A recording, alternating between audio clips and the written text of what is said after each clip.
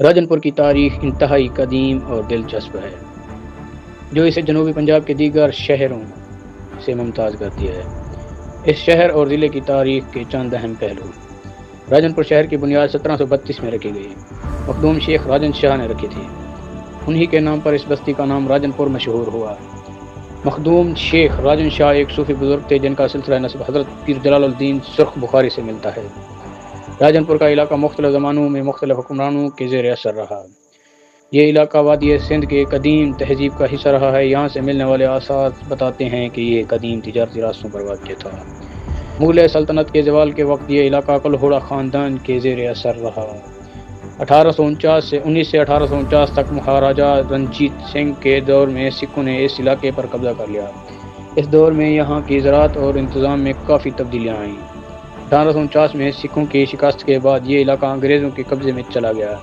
برطانوی دور اور راجن پور کی ایک اہم انتظامی مرکزی حیثیت رہی۔ راجن پور پہلے ضلع ڈیرہ غازی خان کی ایک تحصیل تھا۔ اسے 1932 میں علیحدہ ضلع کا درجہ دیا گیا۔ اس ضلع کی اہم تحصیلیں راجن پور، جام پور اور رجحان ہیں۔ کوٹ میٹان یہ شہر راجن پور کے قریب واقع ہے اور مشہور صوفی حضرت خواجہ غلام فرید کی وجہ سے پوری دنیا میں جانا جاتا ہے۔ یہ مقام روحانیت اور تاریخ کا سنگم ہے۔